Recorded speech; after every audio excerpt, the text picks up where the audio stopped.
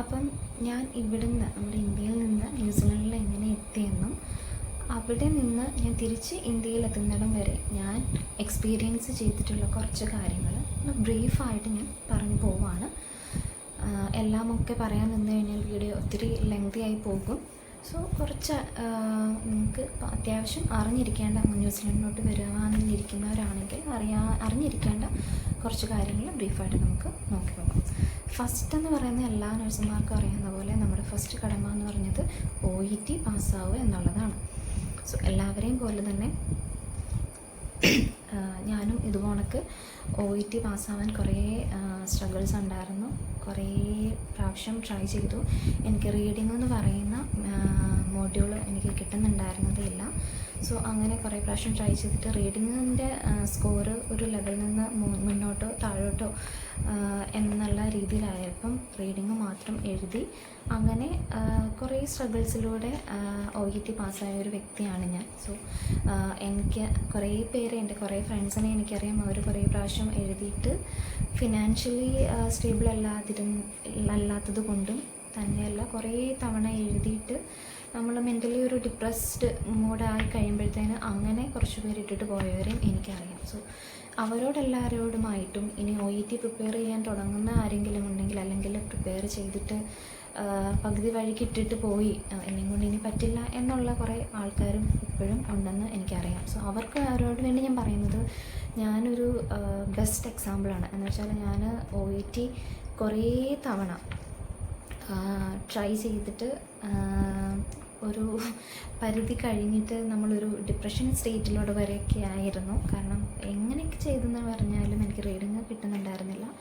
So അങ്ങനെ അവസാനം നമ്മളൊരു ഗോൾ സെറ്റ് ചെയ്താൽ എങ്ങനെ ആയാലും ആ ഗോളിലോട്ട് എത്തിപ്പെടുക എന്നുള്ളത് നമ്മുടെ ആവശ്യം കൂടിയാണ്. സോ നമ്മൾ ആ ഒരു കോൺസ്റ്റൻ്റ് ആയിട്ടുള്ളൊരു ഡിസിഷൻ എടുത്തു കഴിഞ്ഞാൽ, ആ ഗോൾ സെറ്റ് ചെയ്ത് കഴിഞ്ഞാൽ, എല്ലാവരും പറയില്ലേ, നമ്മുടെ ഈ പ്രകൃതി തന്നെ നമുക്ക് ഒരു അവസരം എപ്പോഴാണെങ്കിലും ഉണ്ടാക്കി തരും. ആ ഒരു ശക്തിയിൽ ഞാനും വിശ്വസിക്കുന്നു. അങ്ങനെ തന്നെ ഞാൻ മുന്നോട്ട് പോയി. പിന്നെ നമ്മുടെ ഈ OET പ്രിപ്പയർ ചെയ്യുന്ന സമയത്ത് നമ്മുടെ ഫാമിലിയിൽ നിന്ന് കിട്ടുന്ന സപ്പോർട്ട് വളരെയധികം ഇമ്പോർട്ടൻ്റ് ആണ്.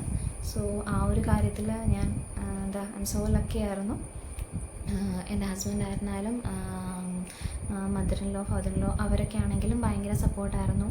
മെൻ്റലി ഒത്തിരി ഡൗൺ ആയിപ്പോയ സമയങ്ങളിലൊക്കെ അവരൊത്തിരി സപ്പോർട്ട് തന്നു. അതുകൊണ്ട് മാത്രം ഓൺലൈൻ പഠിച്ചും ഓഫ്ലൈൻ വഴിയായിട്ടും ഞാൻ കോഴ്സ് ചെയ്തു. അങ്ങനെ OET എന്ന് പറയുന്ന കടമ്പ കടന്നു. സോ OET പ്രിപ്പയർ ചെയ്തിരുന്ന സമയം ഓർത്തു, ദൈവമേ ഇതൊന്ന് പാസ്സായി കിട്ടിയാൽ മതി. അപ്പം നമ്മുടെ എല്ലാവരുടെയും വിചാരം OET കഴിഞ്ഞാൽ ഓക്കെ, നമ്മൾ പിന്നെ നമ്മുടെ ഇഷ്ടമുള്ള കൺട്രിയിൽ എത്തുന്നു, ജോലിക്ക് കയറുന്നു, സെറ്റാവുന്നു. പക്ഷേ അതല്ല. വൺസ് നമ്മൾ OET കംപ്ലീറ്റ് ആയി കഴിഞ്ഞ് കഴിയുമ്പോഴാണ് നെക്സ്റ്റ് ഏത് കൺട്രിയിലോട്ടാണോ പോകുന്നത് ആ കൺട്രിയിലോട്ടുള്ള പ്രോസസ്സിങ്. അപ്പോൾ നമുക്ക് മനസ്സിലാവും OET ഒന്നുമേ അല്ല, ഇനി വരാൻ കിടക്കുന്നതേ ഉള്ളൂ. അങ്ങനെ കുറേ പ്രാവശ്യം OET എഴുതി, OET ഞാൻ പാസ്സായി. അങ്ങനെ ന്യൂസിലൻഡ് സ്കോറ് ഉണ്ടായതുകൊണ്ട് തന്നെ ഞാൻ ന്യൂസിലൻഡിലോട്ട് പോകാം എന്നുള്ളൊരു ഡിസിഷൻ എടുക്കുകയുണ്ടായി. തന്നെയല്ല, എൻ്റെ കുറച്ച് കസിൻസ് അവിടെ ഉണ്ടായിരുന്നു, അറിയാവുന്ന കുറച്ച് ഫ്രണ്ട്സ് അവിടെ ഉണ്ടായിരുന്നു. അപ്പം കുറേ ഇരുന്ന് ചിന്തിച്ച് കഴിഞ്ഞപ്പോഴത്തേക്കിന് ഫൈനലി വന്ന് കിട്ടിയ ഒരു ഡിസിഷൻ എന്ന് പറയുന്നത് ന്യൂസിലൻഡിലേക്ക് പോകാം എന്നുള്ളതായിരുന്നു. പിന്നെ നെക്സ്റ്റ് ക്വസ്റ്റ്യനാണ്, അങ്ങനെ പോകുമ്പോൾ നമ്മൾ ഏത് ഏജൻസിനെ അപ്രോച്ച് ചെയ്യും എന്നുള്ളത്. സോ ഞാനും എല്ലാവരെയും പോലെ വൺ ഓഫ് ദി ഫേമസ് ഏജൻസിയിൽ എൻ്റെ പ്രോസസ്സിങ് സ്റ്റാർട്ട് ചെയ്ത സമയത്ത് അവർ പറഞ്ഞത് ഒരു മാക്സിമം 6 months അല്ലെങ്കിൽ 6 to 7 months you will be in New Zealand. അപ്പം വൺസ് നമ്മുടെ കോഴ്സ് ചെയ്ത് കഴിഞ്ഞിട്ട് നമുക്ക് നമ്മുടെ രജിസ്ട്രേഷൻ എടുക്കുന്നു, 2 മാസത്തിനുള്ളിൽ ജോലിക്ക് കയറുന്നു. ജോലിക്ക് കയറി കഴിഞ്ഞിട്ട് നമ്മുടെ പാർട്ട്നേഴ്സിനെയോ അല്ലെങ്കിൽ നമ്മുടെ പാർട്ട്ണറിനെയോ അല്ലെങ്കിൽ നമ്മുടെ ഫാമിലീസിനെയോ കൊണ്ടുവന്ന് സെറ്റാവുന്നു. We can start a new beautiful family in New Zealand. അങ്ങനെയൊക്കെയുള്ള കുറേ ആഗ്രഹത്തോടും ഒക്കെ ആയിരുന്നു ഞാനും ഈ ഒരു പ്രോസസ്സിലോട്ട് കടന്നിരുന്നത്.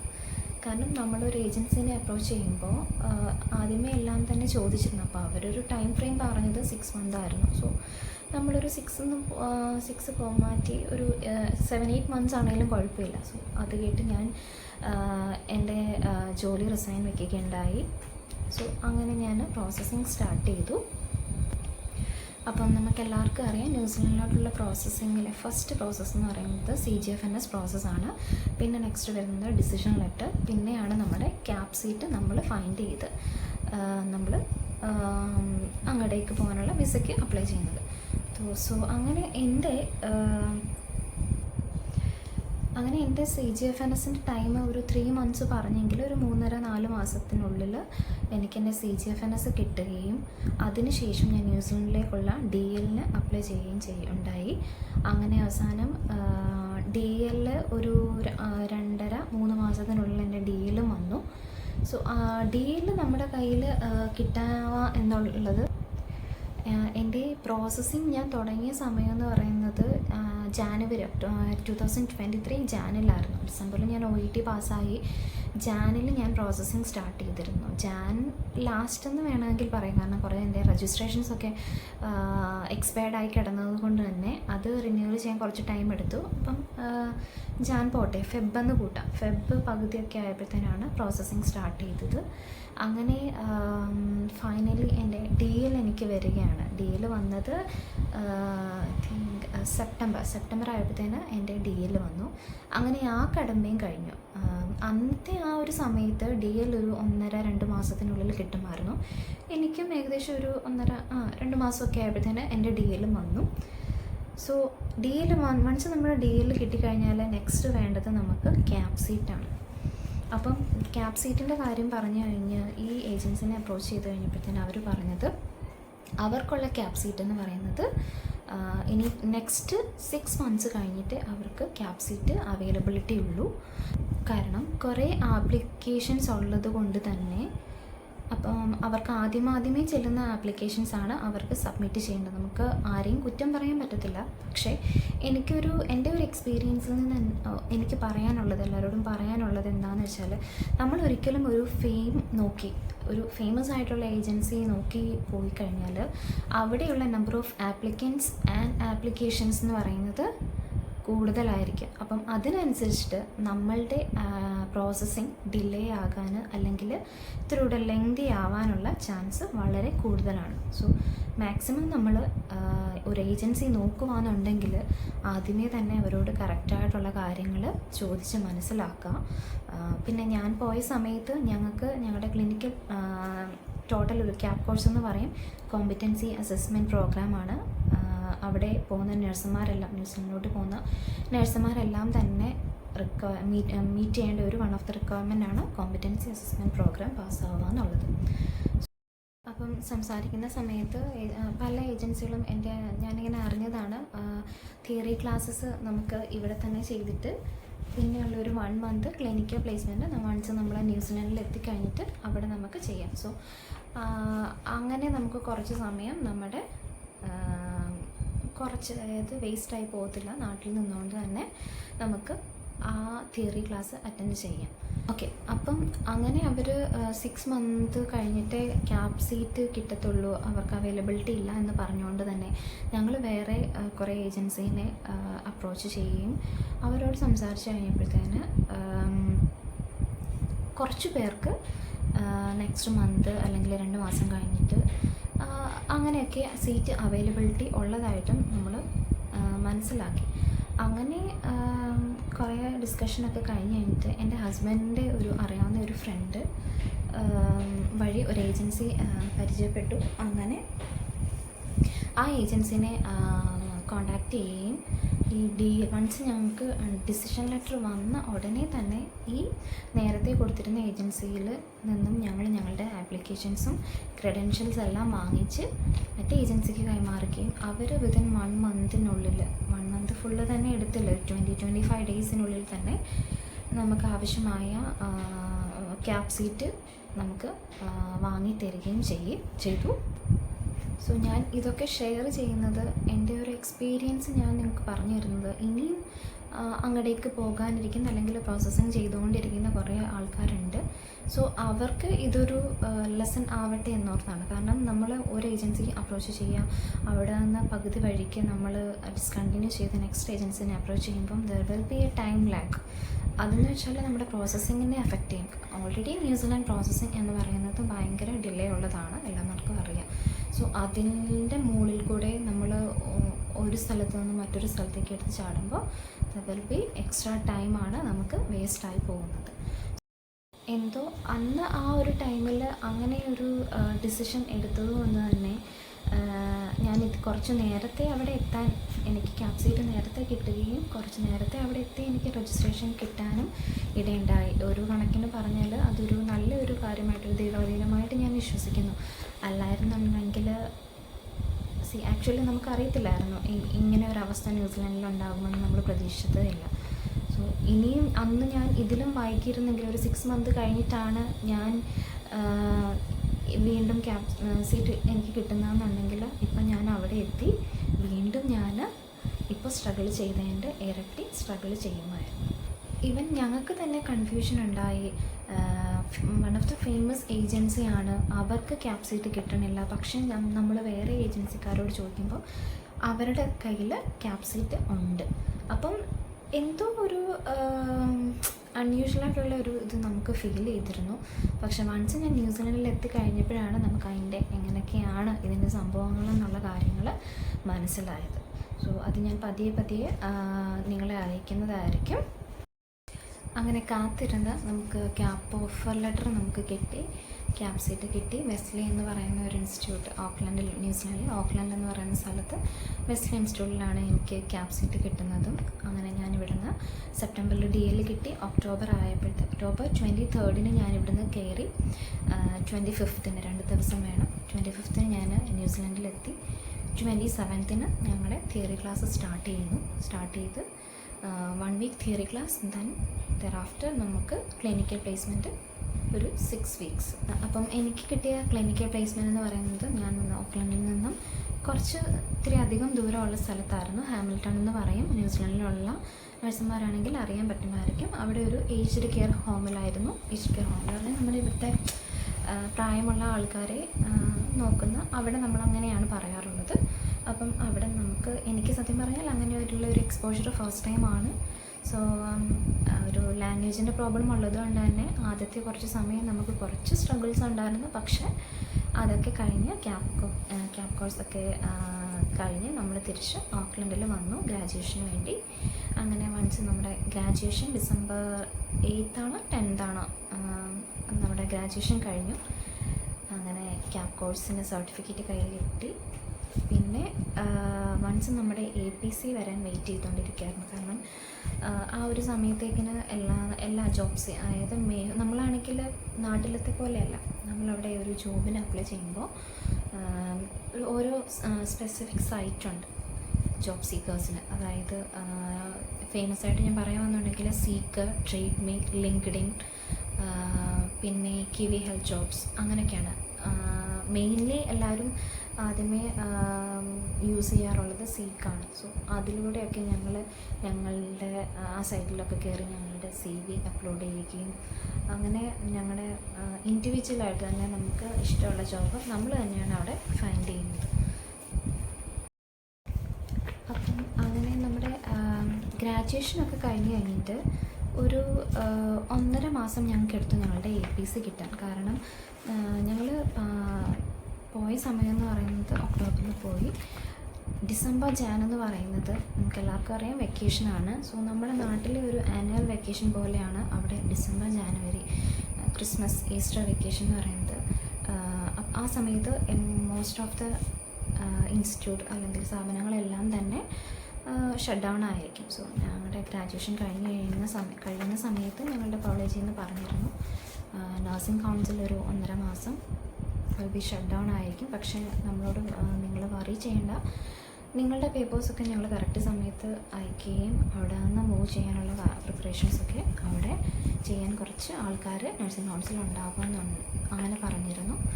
സോ അൺഫോർച്ചുനേറ്റ്ലി എല്ലാം കഴിഞ്ഞിട്ട് ഫൈനലി 1.5 മാസം കഴിഞ്ഞിട്ടാണ് ഞങ്ങൾക്ക് ഞങ്ങളുടെ APC കിട്ടുന്നത്. സോ APC കിട്ടുന്നിടം വരെ ഞങ്ങൾ ഇത് കണക്ക് ഈ ജോബ് സീക്കർ സൈറ്റിലൊക്കെ പോയി അപ്ലൈ ചെയ്യാമായിരുന്നു. സോ അപ്പോഴൊക്കെ റിജക്ഷൻസ് മെയിൽസ് വരുമ്പോൾ ഞങ്ങൾ ആശ്വസിക്കുമായിരുന്നു, ഓക്കെ APC കിട്ടാത്തതുകൊണ്ടാണ്. സോ APC കിട്ടി കഴിഞ്ഞപ്പോഴത്തേനും സന്തോഷമാണ്, ഇനിയിപ്പം APC കിട്ടി പെട്ടെന്ന് തന്നെ നമുക്ക് ജോലി ആകുമെന്നുള്ളൊരിതിലായി. സോ അങ്ങനെ CV മാത്രമേ നമ്മൾ പ്രിപ്പയർ ചെയ്യുന്നുണ്ടായിരുന്നുള്ളൂ. നമുക്ക് നാട്ടിൽ അങ്ങനെ കവർ ലെറ്റർ എന്നുള്ള ഒരു സംഭവം നമുക്കറിയില്ലായിരുന്നു. സോ കുറേ പേരോടൊക്കെ സംസാരിച്ച് കഴിഞ്ഞപ്പോൾ തന്നെയാണ് പറഞ്ഞത്, നമുക്ക് CV മാത്രം പോരാ, കവർ ലെറ്ററും കൂടെ വേണം. കവർ ലെറ്ററും കൂടെ അറ്റാച്ച് ചെയ്തിട്ടായിരിക്കണം നമ്മളൊരു ജോബിന് അപ്ലൈ ചെയ്യാൻ തുടങ്ങുന്നത്. പിന്നെ നമ്മളൊരു ജോബിന് അപ്ലൈ ചെയ്യുന്ന സമയത്ത് we need to be thorough with the job description. So നമ്മൾ ഒരു ജോബിൻ്റെ ഒരു അഡ്വർടൈസ്മെൻറ്റ് കാണുമ്പോൾ നമ്മൾ ചാടിക്കയറി അപ്ലൈ ചെയ്യാൻ നിൽക്കരുത്. സോ നമുക്ക് അപ്ലൈ ചെയ്യുന്ന സമയത്ത് അവർ ഒരു ജോബ് ഡിസ്ക്രിപ്ഷൻ തന്നിട്ടുണ്ടായിരിക്കും. അതിലെന്താണ് പറഞ്ഞിരിക്കുന്നത്, അവർ they will clearly mention what are all the responsibilities one should perform in that particular role. So based on that we need to change our resume and cover letter, then we can apply on it. അങ്ങനെ പിന്നെ ഞങ്ങൾ cover letter അന്വേഷിച്ചു. So ഞങ്ങൾ പോയ സമയത്ത് ഞങ്ങളുടെ agency തന്നെ കുറച്ച് മോഡൽസ് ഞങ്ങൾക്ക് തന്നിരുന്നു. കവർ ലെറ്ററിനായാലും CV ആണെങ്കിലും എങ്ങനെയാണ് അവിടെ പ്രിപ്പയർ ചെയ്ത് നമ്മൾ ജോബിന് അപ്ലൈ ചെയ്യേണ്ടതെന്ന്. സോ ബേസ്ഡ് ഓൺ ദാറ്റ് നമ്മൾ CVയും കവർ ലെറ്ററും ഒക്കെ മോഡിഫൈ ചെയ്ത് അപ്ലൈ ചെയ്തുകൊണ്ടിരിക്കുന്നു. അങ്ങനെ കുറേ 1 മാസം കഴിഞ്ഞു, 2 മാസം കഴിഞ്ഞു. എന്നും രാവിലെ എഴുന്നേൽക്കാം, അപ്ലൈ ചെയ്യാം, മെയിൽ ഓപ്പൺ ചെയ്യാം, റിജക്ഷൻ മെയിൽസ്, എല്ലാ ടൈമിലും റിജക്ഷൻ മെയിൽസ് മാത്രം. ഇത് പിന്നെ ആദ്യമൊക്കെ നമുക്ക് സങ്കടമായിരുന്നു, എല്ലായിടത്തും നിന്നും ഇങ്ങനെ കണ്ടിന്യൂസ് റിജക്ഷൻ വരുമ്പോൾ ഇതെന്താ ഇങ്ങനെ എന്ന് ഓർക്കുമായിരുന്നു. പിന്നെ അതൊരു നമുക്കൊരു പോകെ ഒരു ഡെയിലി റുട്ടീനായിട്ട് തന്നെ മാറി. രാവിലെ എഴുന്നേൽക്കാം, മെയിൽ ഓപ്പൺ ചെയ്യാം. മെയിലൊന്നും ഓപ്പൺ ചെയ്യുന്ന സ്വഭാവമേ എനിക്കുണ്ടായിരുന്നില്ല കേട്ടോ. അപ്പോൾ അങ്ങനെ എന്ന റിജക്ഷൻസ് മെയിൽസ് കാണാം, ഇതായി നമ്മുടെ ഡെയിലി റുട്ടീൻ. സോ അങ്ങനെ ഒരു 3 മാസം കഴിഞ്ഞപ്പോഴത്തേക്കിനും ജോലിയൊന്നും കിട്ടാതിരിക്കുന്നു, ഇൻ്റർവ്യൂ കോൾസ് ഒന്നും കിട്ടണില്ല എന്നാണ് ഒരു നിരാശ അതേ ഇങ്ങനെ തട്ടാൻ തുടങ്ങി കേട്ടോ. ഇങ്ങനെ ഒത്തുതേവി എന്തുകൊണ്ടായിരിക്കും നമുക്ക് ജോബ് കിട്ടാതെ, ഉള്ള ജോലിയും കളഞ്ഞു, പുതിയൊരു ജോലി നോക്കി വന്നു, എന്നാൽ അവിടെ ഒരു ഇൻ്റർവ്യൂവിൻ്റെ കോൾ, അറ്റ്ലീസ്റ്റ് നമ്മുടെ CVയും കവർ ലെറ്ററും ഒന്ന് ഷോർട്ട് ലിസ്റ്റ് ചെയ്ത് അവരുടെ ഇൻ്റർവ്യൂ പാനലിൽ എത്തണ്ടേ, അതുപോലും ആകണില്ല. അപ്പം ഒന്ന് CV സെലക്ട് ആവണേന്ന് ഉള്ള ഇൻ്റർവ്യൂ കിട്ടുന്നതിന് വരെ അറ്റ്ലീസ്റ്റ് ദൈവമേ ഒന്ന് CV എങ്കിലും ഒന്ന് സെലക്ട് ആവണേ എന്നുള്ളൊരു പ്രാർത്ഥനയിലോട്ട് മാറി. അങ്ങനെ 3 മാസം കഴിഞ്ഞ് 4 മാസം കഴിഞ്ഞ് അങ്ങനെ സമയങ്ങളും ദിവസങ്ങളും പോയിക്കൊണ്ടേയിരുന്നു. അതിനനുസരിച്ച് നമ്മൾ മെൻ്റലി ഒത്തിരി ഡൗൺ ആയിക്കൊണ്ടിരിക്കുന്നു. അങ്ങനെയുള്ളൊരവസ്ഥയായിരുന്നു. അതിനിടയിൽ നമ്മുടെ നാട്ടിൽ നിന്നുള്ള ചോദ്യങ്ങൾ, നമ്മുടെ വീട്ടുകാരെ നമുക്കൊരു പരിധി വരെ പറഞ്ഞ് മനസ്സിലാക്കും. പക്ഷേ അതിനപ്പുറം മീൻസ് നാട്ടുകാരാണെങ്കിലും നമ്മുടെ ഫ്രണ്ട്സ് ആണെങ്കിലും അവരെയൊന്നും പറഞ്ഞിട്ട് കാര്യമില്ല. കാരണം നമ്മളെവിടെ എത്തി, അവർ നാട്ടിലാണ്. സോ അവർക്കും അവിടെ എന്താ സിറ്റുവേഷൻ എന്നറിയത്തില്ല. വൺസ് അവർ പ്രോസസ്സിങ്ങും തുടങ്ങി, DL കിട്ടിയ ആൾക്കാരും എന്നാൽ കേസ് മാനേജർ ഇതുവരെ കിട്ടാത്ത ആൾക്കാരും, അങ്ങനെ കുറേ ആൾക്കാർ എൻ്റെ ഫ്രണ്ട്സ് തന്നെ ഇങ്ങനെ നാട്ടിലുള്ള ജോബ് റിസൈൻ ചെയ്തിട്ട് നിൽപ്പുണ്ട്. സോ മെയിൻലി ഞാൻ ഈ വീഡിയോ ചെയ്യുന്നതിൻ്റെ ഉദ്ദേശവും അവർക്ക് വേണ്ടിയാണ്. നിങ്ങൾ ഉള്ള ജോലി റിസൈൻ ചെയ്യാതിരിക്കുക. കാരണം നിങ്ങളൊരു ജോബിലാണെന്നുണ്ടെങ്കിൽ ആ ജോലി കണ്ടിന്യൂ ചെയ്യാം. നാട്ടിൽ വെച്ച് തന്നെ നല്ലൊരു ഏജൻസീനെ അപ്രോച്ച് ചെയ്തിട്ട് അവരുമായിട്ട് ഇപ്പം നമ്മൾ നേരത്തെ പറഞ്ഞതുപോലെ തന്നെ നമ്മുടെ 1 വീക്കാണെന്ന് എനിക്കറിയില്ല, ഓരോ കോളേജിനും ഓരോ രീതിയിലായിരിക്കും. തിയറി ക്ലാസ് നാട്ടിൽ നിന്ന് അറ്റൻഡ് ചെയ്തിട്ട് വൺസ് നമ്മളവിടെ ചെന്ന് കഴിഞ്ഞിട്ട് ഒരു 1 മന്ത് ക്ലിനിക്കൽ പ്ലേസ്മെൻറ്റ് അങ്ങനെ ചോദിക്കുകയാണെങ്കിൽ നമുക്ക് കുറച്ച് ടൈം നമുക്ക് ലാഭിക്കാൻ പറ്റും. പിന്നെ അവിടെ ചെന്ന് നിൽക്കുമ്പോൾ ഉണ്ടാകുന്ന എക്സ്പെൻസസ് അത്രയും നാളത്തെ നമുക്ക് കുറഞ്ഞു കിട്ടും.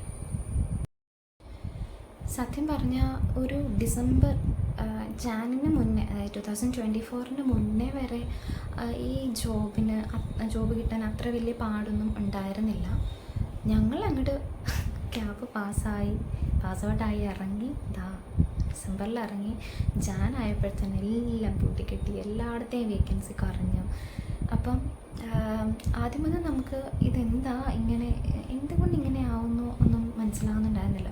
പിന്നെ പതിയെ കുറച്ച് പേര് പറയാൻ തുടങ്ങി, സാരമില്ല, ഞങ്ങളൊക്കെ ഇത് കണക്ക് 3-4 മാസം എടുത്ത് കഴിഞ്ഞിട്ടാണ് ഞങ്ങൾക്കൊരു ജോബ് കിട്ടിയേ, അപ്പം അപ്പോൾ കുഴപ്പമില്ല, ആ ഒരു 2-3 മാസം കൂടെ പിടിച്ച് നിൽക്കാം, അതിനുള്ളിൽ നമ്മൾ ജോബ് കിട്ടുന്നു, സെറ്റാകുന്നു. ഒരു 5 മന്ത്സ് ഒക്കെ കഴിഞ്ഞിട്ടും ജോലിക്കൊന്നും വിളിക്കണില്ല, ഇൻ്റർവ്യൂ കോൾസ് പോലും നമുക്ക് കിട്ടുന്നില്ല എന്ന് വന്നപ്പോൾ ഇരുന്ന് ചിന്തിക്കാൻ തുടങ്ങി. ടെൻഷനായി, പതിയെ ടെൻഷനാവാൻ തുടങ്ങി. പതിയെ എന്നല്ല, ഓൾമോസ്റ്റ് ടെൻഷൻ്റെ ലെവല് ഇത്തിരി കൂടാൻ തുടങ്ങി. വീട്ടിൽ നിന്നും നാട്ടിൽ നിന്നും എല്ലാവരുടെയും ചോദ്യങ്ങളായി. അങ്ങനെ നമ്മൾ പുറത്തൊക്കെ അന്വേഷിച്ചു. അവിടെയുള്ള കുറേ റിസോഴ്സസ് നമ്മുടെ കസിൻസ് ആണെങ്കിലും, ഞാൻ നേരത്തെ തന്നെ പറഞ്ഞിരുന്നല്ലോ, എൻ്റെ കസിൻസൊക്കെ അവിടെ ഉണ്ടായിരുന്നു.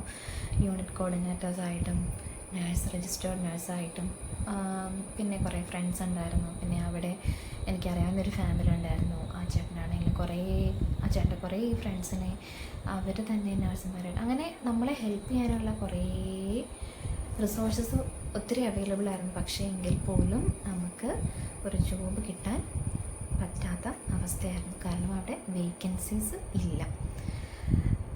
സത്യം പറഞ്ഞാൽ ഈ ഒരു സിറ്റുവേഷൻ ഉണ്ടാകുന്നത് 2024 ജാനുവരി തൊട്ടാണ്. അതായത് ഞങ്ങൾ പാസ് ഔട്ടായി കഴിഞ്ഞ ആ മാസം മുതൽ. നമുക്കെല്ലാവർക്കും അറിയാം, കോവിഡ് വന്ന് ആ ഒരു 2 വർഷം വരെ കുറേ ഇന്ത്യക്കാർ, കൂടുതലും നമ്മുടെ കേരളത്തിൽ നിന്ന് തന്നെയുള്ള ആൾക്കാർ, ഇന്ത്യക്കാർ മാത്രമല്ല കേട്ടോ, വേറെ പല കൺട്രീസിൽ നിന്നും ന്യൂസിലൻഡിലോട്ട് കുറേ ആൾക്കാർ മൈഗ്രേറ്റ് ചെയ്ത് വരാനും അവിടെ ജോലിയിൽ കയറാനിടയുണ്ടായി. സോ അപ്പം ഒരു കുത്തനെയൊരു ഒഴുക്കായിരുന്നു നമ്മുടെ ന്യൂസിലൻഡിലോട്ട്. അങ്ങനെ ഒരു പരിധി എത്തിയപ്പോഴത്തേക്കിന് ആകപ്പാടെ ഉണ്ടായിരുന്ന ജോബിലെ ഒരു 90% എന്ന് പറയുന്നതോളം കവറായി കഴിഞ്ഞു വേക്കൻസീസ് എല്ലാം. അപ്പം അങ്ങനെ ഞങ്ങളുടെ ഏജൻസിനെ കോണ്ടാക്ട് ചെയ്യും. അപ്പോൾ അവരോട് ചോദിച്ചപ്പോൾ അവർ പറഞ്ഞു, ഡോണ്ട് വറി, സ്റ്റേ സ്ട്രോങ്, എന്താ ഇങ്ങനെയൊക്കെ ഇടയ്ക്ക് വരാറുള്ളതാണ്, ഇങ്ങനെ ഇടയ്ക്ക് ഒരു 6 മാസം ജോബില്ലെങ്കിൽ നെക്സ്റ്റ് 6 മന്തിനുള്ളിൽ നമുക്ക് ഉറപ്പായിട്ട് ജോബ് കിട്ടും എന്നൊക്കെ ഉള്ള രീതിയിൽ അവരും സമാധാനിപ്പിച്ചു. നമ്മളങ്ങനെ അവിടെ കണ്ടിന്യൂ ചെയ്തു. അങ്ങനെ ഒരു 6 മന്തൊക്കെ കഴിഞ്ഞപ്പോഴത്തേന് നമുക്ക് ഒരു ഏകദേശം കാര്യങ്ങളുടെ കിടപ്പൊക്കെ ഒന്ന് മനസ്സിലായി. അവിടെയുള്ള ബാക്കിയുള്ള എല്ലാവർക്കും മനസ്സിലായി, ഇവിടെ കുറേ കാൻഡിഡേറ്റ്സ് ആയിട്ട് ആൾക്കാരിങ്ങനെ പിള്ളേർ ജോലിയില്ലാതെ നിൽപ്പുണ്ടെന്നും. അങ്ങനെ ഞാൻ നിന്നിരുന്നത് പാംസ്റ്റൺ നോർത്ത് എന്ന് പറയുന്നൊരു സ്ഥലത്തായിരുന്നു. എൻ്റെ ഒരു ഹസ്ബൻഡിൻ്റെ ഫ്രണ്ടിൻ്റെ വീട്ടിലായിരുന്നു. അപ്പം ആ ഒരു ചേട്ടൻ വഴി ഞാൻ കുറേ ഫ്രണ്ട്ഷിപ്പ് നമുക്ക് കിട്ടി. പിന്നെ എൻ്റെ കൂടെ പഠിച്ച കുറേ സീനിയേഴ്സിനെ പരിചയപ്പെടാൻ പറ്റി. അങ്ങനെ ഒരു മലയാളി അസോസിയേഷൻ്റെ കോണ്ടാക്ട്സ് നമുക്ക് ലഭിച്ചു. അതായത് കേരള അസോസിയേഷൻ ഓഫ് പാംസ്റ്റൺ നോർത്ത് എന്ന് പറയും. അപ്പം നമ്മുടെ ന്യൂസിലൻഡിലെ പാംസ്റ്റൺ നോർത്ത് എന്ന് പറയുന്ന സ്ഥലത്തുള്ള ഒരു കേരളത്തിൽ നിന്ന് ചെന്നിട്ടുള്ള എല്ലാവരും ഒരു മലയാളി അസോസിയേഷനാണ് പറയുന്നത്. അപ്പം അവർ നമുക്ക് ഒത്തിരി സപ്പോർട്ട് തന്നു. അവർ മുഖേന ഇത് കണക്ക് നമ്മളൊരു റാലി സംഘടിപ്പിച്ചു. അപ്പോൾ ആ റാലിയുടെ ഭാഗമാകാൻ എനിക്കും ഇടയായി. അങ്ങനെ അവിടെ നിന്ന് കുറേ കോണ്ടാക്ട്സ് എനിക്ക് കിട്ടി. അതായത് എന്നെപ്പോലെ കുറേ ആൾക്കാർ, ഞങ്ങൾ പാംസ്റ്റൺ നോർത്തിൽ മാത്രമാണ് റാലി ഉണ്ടായിരുന്നത്. ആ ഒരു ഏരിയയിൽ തന്നെ കുറേ നമ്പർ ഓഫ് കാൻഡിഡേറ്റ്സ് ആയിരുന്നു ആ റാലിയിൽ ജോലിയില്ലാതെ നിൽക്കുന്ന ആൾക്കാരെ എനിക്ക് പരിചയപ്പെടാൻ കഴിഞ്ഞത്. സോ അങ്ങനെ ന്യൂസിലൻഡിൻ്റെ പല ഭാഗങ്ങളിലായിട്ട് ഏറെ ആൾക്കാർ ഇപ്പോഴും അവിടെ ജോലിയില്ലാതെ നിൽക്കുന്നുണ്ട്. എന്നാൽ കുറേയൊക്കെ പേര് ഓസ്ട്രേലിയയിലോട്ട് മൈഗ്രേറ്റ് ചെയ്തവരുണ്ട്, അങ്ങനെ പ്രോസസ്സിങ് തുടങ്ങിയിരിക്കുന്നവരുണ്ട്, പിന്നെ ഇന്ത്യയിലോട്ട് തിരിച്ചു വന്നവരും ഉണ്ട്. അപ്പം എനിക്ക് പറയാനുള്ളതെന്ന് വെച്ചാൽ, നിങ്ങളൊരിക്കലും ഒരു ഏജൻസിനെ അപ്രോച്ച് ചെയ്യുമ്പോൾ എടുത്ത് ചാടിക്കയറി ഫെയിം നോക്കി നിങ്ങളൊരിക്കലും പ്രോസസ്സിങ്ങിന് കൊടുക്കാതിരിക്കുക. നിങ്ങളെല്ലാം കാര്യങ്ങളും ചോദിച്ച് മനസ്സിലാക്കുക. പിന്നെ ഇപ്പം ഞാൻ അറിഞ്ഞ ഒരു കാര്യമാണ്, ഞാനിങ്ങോട്ട് പോരാൻ നേരത്താണ് അതറിഞ്ഞത്, ചില ഏജൻസികളൊക്കെ ഇങ്ങനെ ഇൻ്റർവ്യൂസും നമുക്കിങ്ങനെ അറേഞ്ച് ചെയ്ത് കൊടുക്കുന്നുണ്ട്. അപ്പം നമുക്ക് നാട്ടിൽ നിന്ന് തന്നെ ഒരു ഇൻ്റർവ്യൂ അറ്റൻഡ് ചെയ്ത് നമ്മളത് ക്ലിയർ ആക്കി പോയി കഴിഞ്ഞാൽ നമുക്ക് അത്രയും സമയം നമ്മുടെ വേസ്റ്റ് ആകത്തില്ല. അപ്പം അത്രയും എക്സ്പെൻസസ് നമുക്ക് കുറവായി കിട്ടും. അപ്പം ചെന്ന് കഴിഞ്ഞാൽ നമ്മൾ വിസ കിട്ടിക്കഴിഞ്ഞാൽ വർക്ക് വിസ കിട്ടിക്കഴിഞ്ഞാൽ നമുക്ക് ഡയറക്റ്റ് ജോബിന് കയറാം. ഇനി ഞാൻ പറയാൻ ആഗ്രഹിക്കുന്നത്, ഈ ഒരു കറണ്ട് സിറ്റുവേഷൻ, അതായത് ഈ ഒരു ജോബ് ക്രൈസിസ് ഉണ്ടാവാനിടയായിട്ടുള്ള കുറച്ച് കാരണങ്ങൾ, അത് ഞാൻ എൻ്റെ എക്സ്പീരിയൻസിൽ നിന്നും ഞാൻ കേട്ടറിഞ്ഞതും കണ്ടറിഞ്ഞതുമായ കുറേ കാര്യങ്ങളാണ് നിങ്ങളോട് ഷെയർ ചെയ്യാൻ ആഗ്രഹിക്കുന്നത്. എല്ലാം ഒന്നും ഞാനിവിടെ പറയുന്നില്ല, കുറച്ച് കാര്യങ്ങൾ ഞാനിപ്പോൾ പറയാം. കാരണം വീഡിയോ ഇപ്പോൾ തന്നെ കുറച്ച് ഏറെ ആയിട്ടുണ്ട്. സോ കുറച്ച് കാര്യങ്ങളൊന്ന് മെൻഷൻ ചെയ്തു പോവാം. ഞാൻ നേരത്തെ പറഞ്ഞതുപോലെ തന്നെ നമ്മുടെ കോവിഡ് വന്നില്ലേ, കോവിഡ് കാലഘട്ടത്തിന് ശേഷം അവരുടെ ബോർഡർ ഓപ്പൺ ആക്കുകയും നഴ്സുമാരുടെ റിക്വയർമെൻറ്റ്സ് കൂടി വരികയും അങ്ങനെ നമ്മുടെ ഇന്ത്യയിൽ നിന്നും മറ്റ് കൺട്രീസിൽ നിന്നും ഹ്യൂജ് നമ്പർ ഓഫ് ആപ്ലിക്കേഷൻസ് ചെല്ലുകയും അങ്ങനെ ഒരു 90% വേക്കൻസി കവറപ്പ് ആവുകയും ചെയ്തു. അപ്പം ബാക്കി വരുന്ന ഒരു 10% ഉള്ള വേക്കൻസിയാണ് നമ്മൾ അപ്ലൈ ചെയ്യാൻ വരുന്നത്. അപ്പോൾ അങ്ങനെ അപ്ലൈ ചെയ്ത് തുടങ്ങുമ്പോൾ നമുക്കെതിരായിട്ട് വരുന്ന മറ്റൊരു വെല്ലുവിളി എന്ന് പറയുന്നത്, നമ്മൾ അപ്ലൈ ചെയ്യുന്ന അതേ പോണക്ക് തന്നെ വേറെ കൺട്രീസ്, അതായത് UK, കാനഡ, പിന്നെ അങ്ങനെയുള്ള യൂറോപ്യൻ കൺട്രീസ്, സിംഗപ്പൂർ, അങ്ങനെയുള്ള യൂറോപ്യൻ കൺട്രീസിൽ നിന്ന് കുറേ ആപ്ലിക്കേഷൻസ് വരാറുണ്ട്. അപ്പം എന്തുകൊണ്ടും നമ്മൾ ഈ ഇന്ത്യയിൽ നിന്ന് കോഴ്സ് പാസ്സായി അങ്ങനെ അപ്ലൈ ചെയ്യുന്നതിനെക്കാട്ടിൽ കുറച്ചധികം പ്രിഫറൻസ് കൊടുക്കുന്നത് യൂറോപ്യൻ കൺട്രീസിൽ എക്സ്പീരിയൻസ്ഡ് ആയിട്ടുള്ള അല്ലെങ്കിൽ എക്സ്പോഷർ ആയിട്ടുള്ള ഇംഗ്ലീഷ് സ്പീക്കിംഗ് കൺട്രീസ് ആണല്ലോ, അങ്ങനെയുള്ള കാൻഡിഡേറ്റ്സിനായിരിക്കും അവർ കൂടുതൽ പ്രിഫറൻസ് കൊടുക്കുന്നത്. സോ അങ്ങനെയും അവിടെ ഒരു ശതമാനം നമുക്കവിടെ വേക്കൻസി നമുക്ക് അപ്ലൈ ചെയ്യാനുള്ളൊരു ചാൻസ് അവിടെയും അങ്ങനെ കുറഞ്ഞു കിട്ടുന്നുണ്ട്. പിന്നെ അതിൽ തന്നെ നമ്മൾ അപ്ലൈ ചെയ്യുന്ന സമയത്ത് ന്യൂസിലൻഡിൽ പഠിച്ച നഴ്സുമാർക്ക് തന്നെ ഒരു പർട്ടിക്കുലർ സീറ്റ്, അതായത് ഇത്ര % സീറ്റ് മാറ്റി വയ്ക്കണം എന്നുണ്ട്. അതിപ്പം ഏത് കൺട്രിയിലാണെങ്കിലും, ഇപ്പം നമ്മുടെ നാട്ടിലാണെങ്കിലും, വേറെ ആൾക്കാർ വരികയാണെന്നുണ്ടെങ്കിൽ നമ്മുടെ നാട്ടിൽ നമ്മുടെ സിറ്റിസൺസിന് കുറച്ച് സീറ്റ് അവർ സെക്യൂർ ചെയ്ത് വെക്കില്ല. അതുപോലൊക്കെ തന്നെ അവിടെ പഠിച്ചിറങ്ങുന്ന നഴ്സിംഗ് സ്റ്റുഡൻസിന് കുറച്ച് സീറ്റ് അവരവിടെ മാറ്റി വയ്ക്കാറുണ്ട്. അപ്പോഴും നമ്മുടെ ഈ 10% നമ്മൾ അത്രയും നമ്പർ ഓഫ് ചാൻസസ്, അതായത് ഒരു ജോബ് കിട്ടാനുള്ള ചാൻസസ് നമുക്ക് അവിടെയും കുറഞ്ഞുകൊണ്ട് ഇരിക്കുകയാണ്. പിന്നെ ബാക്കി വരുന്ന 5% നമ്മൾ ഈ ഇന്ത്യയിൽ നിന്നുള്ള നഴ്സുമാർ കോമ്പറ്റ് ചെയ്തുകൊണ്ടിരിക്കുന്നത്. അപ്പോൾ അവിടെയുള്ള കോമ്പറ്റീഷൻ ലെവൽ എന്ന് പറയുന്നത് നമുക്ക് ആലോചിക്കാവുന്നതേ ഉള്ളൂ. അപ്പം ഈ ഒരു 5% വേണ്ടി നമ്മൾ ഒരു ഹ്യൂജ് എമൗണ്ട് ഓഫ് ആപ്ലിക്കൻസ് വരുമ്പോൾ എംപ്ലോയേഴ്സ് പൊതുവായിട്ട് എന്താകും, ചൂസ് ചെയ്യാവും. ബിക്കോസ് അവരുടെ കാൻഡിഡേറ്റ്സ് അവൈലബിലിറ്റി കൂടുന്നത് കൊണ്ട് തന്നെ അവർക്ക് കുറച്ച് പ്രിഫറൻസ് മുന്നോട്ടേക്ക് വയ്ക്കാൻ പറ്റും. ഇന്ന ഡിപ്പാർട്ട്മെൻറ്റിലോട്ടാണ് വേണമെന്ന് പറയുമ്പോൾ നമ്മളൊരു 100 ആപ്ലിക്കേഷൻസ്, അതായത് ഒരു ജോബിന് വേണ്ടി ഒരു 100 or more ആപ്ലിക്കൻസ് കാണും. അതിൽ നിന്ന് അവർ ആ പർട്ടിക്കുലർ ഡിപ്പാർട്ട്മെൻറ്റിലെ എക്സ്പീരിയൻസ് മാത്രമായിട്ട് ഷോർട്ട് ലിസ്റ്റ് ചെയ്യാൻ തുടങ്ങും. പിന്നെ ആ ഷോർട്ട് ലിസ്റ്റ് ചെയ്തതിൽ നിന്ന് അതിൽ മോസ്റ്റ് ഓഫ് ദ എക്സ്പീരിയൻസ് ആർക്കാണ്, ഒത്തിരി എക്സ്പീരിയൻസ് ആ പർട്ടിക്കുലർ ഡിപ്പാർട്ട്മെൻറ്റിൽ ആർക്കാണ് കൂടുതൽ എക്സ്പീരിയൻസ്, കൂടുതൽ എക്സ്പോഷേഴ്സ്, അങ്ങനെ വീണ്ടും ഷോർട്ട് ലിസ്റ്റ് ചെയ്ത് ഓരോരോ കാറ്റഗറിയിൽ ഷോർട്ട് ലിസ്റ്റ് ചെയ്താണ് വൺസ് നമ്മൾ അവരുടെ ഇൻ്റർവ്യൂ പാനലിൽ നമ്മളുടെ CV എത്തേണ്ടത്. ഇതിപ്പം നിങ്ങൾ വിചാരിക്കാം ഞാനെല്ലാം നെഗറ്റീവ്സാണ് എല്ലാം പറയുന്നതെന്ന്. പക്ഷേ എല്ലാവരും മനസ്സിലാക്കണം, ഇതാണ് നമ്മളത് അക്സെപ്റ്റ് ചെയ്തേ പറ്റത്തുള്ളൂ. ഇതാണിപ്പോൾ ന്യൂസിലൻഡിലത്തെ കറണ്ട് സിറ്റുവേഷൻ. ഞാൻ ഒരിക്കലും ന്യൂസിലൻഡിലോട്ട് വരണ്ട എന്നൊരിക്കലും പറയില്ല. കാരണം നിങ്ങൾ വന്ന് ന്യൂസിലൻഡ് രജിസ്ട്രേഷൻ എടുക്കുക. വൺസ് നിങ്ങൾ രജിസ്ട്രേഷൻ കിട്ടിക്കഴിഞ്ഞാൽ ഓസ്ട്രേലിയയിലേക്കുള്ള പ്രാന്നാണ് നമ്മൾ പറയുന്നത്. ഓസ്ട്രേലിയൻ രജിസ്ട്രേഷൻ എടുക്കുക. അവിടെ നിൽക്കാൻ ഫിനാൻഷ്യലി സ്റ്റേബിളായിട്ടുള്ളവരാണ്, അവിടെ നിന്ന് ജോബ് കണ്ടെത്താൻ പറ്റുന്ന ഒരു കാൻഡിഡേറ്റ് ആണെന്നുണ്ടെങ്കിൽ ഓക്കെ. അല്ല എന്നുണ്ടെങ്കിൽ നമുക്ക് വേറെ ഈ 2 രജിസ്ട്രേഷൻ കിട്ടിക്കഴിഞ്ഞിട്ട് നമുക്ക് നാട്ടിലോട്ട് തിരിച്ചു വരാം. നാട്ടിൽ നിന്നിട്ട് നമുക്ക് ന്യൂസിലൻഡിലോട്ടാണെങ്കിലും ഓസ്ട്രേലിയയിലോട്ടാണെങ്കിലും ഓൺലൈൻ വഴിയാണ് നമ്മൾ അപ്ലൈ ചെയ്യുന്നത്. പിന്നെ ഇൻ്റർവ്യൂസ് അറ്റൻഡ് ചെയ്ത് നമുക്ക് നമ്മുടെ കയ്യിലുള്ള ജോലി കളയാതെ ഇൻ്റർവ്യൂസ് അറ്റൻഡ് ചെയ്ത് വൺസ് നമുക്ക് അവരുടെ ജോയിനിങ് ഡേറ്റ് ഒക്കെ കമൻസ് ചെയ്ത് കഴിഞ്ഞിട്ട് നമ്മുടെ കറണ്ട് ജോബ് റിസൈൻ ചെയ്താൽ മതി. സോ എൻ്റെ ഒരു എക്സ്പീരിയൻസ് അനുസരിച്ചിട്ട് നമ്മുടെ CGFNS തുടങ്ങുമ്പോൾ പറയുന്നത് മിനിമം 2 years ഓഫ് എക്സ്പീരിയൻസ് മതി എന്നാണ് ന്യൂസിലൻഡ് പ്രോസസ്സ് ചെയ്യുന്നത്. പക്ഷേ ഇപ്പോഴത്തെ സാഹചര്യം അനുസരിച്ചിട്ട് അക്കോർഡിംഗ് ടു മീ എൻ്റെ ഒരു പേഴ്സണൽ എക്സ്പീരിയൻസ് ആണെങ്കിൽ എനിക്കൊരു 3 വർഷത്തെ എക്സ്പീരിയൻസ് ഉണ്ടായിരുന്നുള്ളൂ. അതിൽ 2.5-3 വർഷത്തോളം ഗ്യാപ്പും ഉണ്ടായിരുന്നു. മേ ബി അതായിരിക്കാം. എന്നെപ്പോലെ കുറേ ആൾക്കാരുണ്ട്.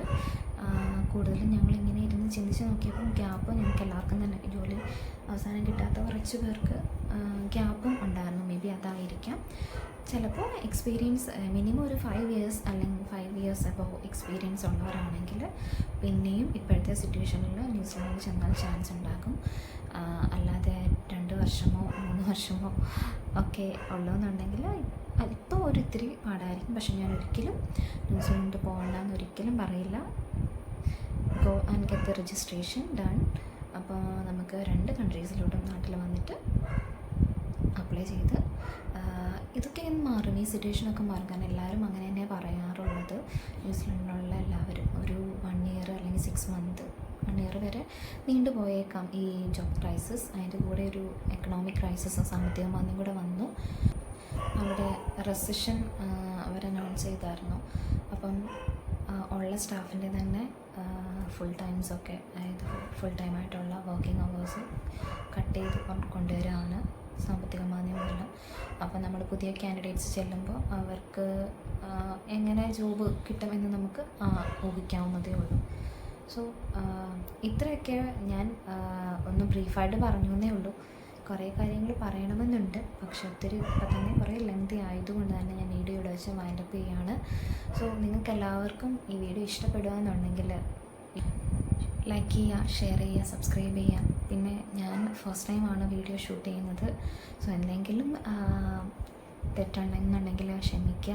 ഞാൻ ഇമ്പ്രൂവ് ചെയ്യാൻ ശ്രമിക്കുന്നതായിരിക്കും. സോ മെയിൻലി ഞാൻ പറഞ്ഞല്ലോ, ഇത് ന്യൂസിലൻഡിലോട്ട് വരാനുള്ള എല്ലാവരിലോട്ടും നിങ്ങളുടെ ഫ്രണ്ട്സിനൊക്കെ ഒന്ന് ഷെയർ ചെയ്ത് കൊടുക്കുക. അങ്ങനെയെങ്കിലും അവർക്ക് എന്താണ് ഇപ്പോഴത്തെ സിറ്റുവേഷൻ എന്ന് മനസ്സിലാവട്ടെ. എൻ്റെ ഒരു എക്സ്പീരിയൻസ് ഷെയർ ചെയ്താൽ കുറേ പേർക്ക് ഇതൊരു സഹായകമാകുമെന്ന് വിശ്വസിക്കുന്നു. എസ്പെഷ്യലി എൻ്റെ ഫ്രണ്ട്സ്, എനിക്ക് മെസ്സേജ് അയച്ച എല്ലാവരും. അപ്പോൾ thanks for watching my video. Have A nice day.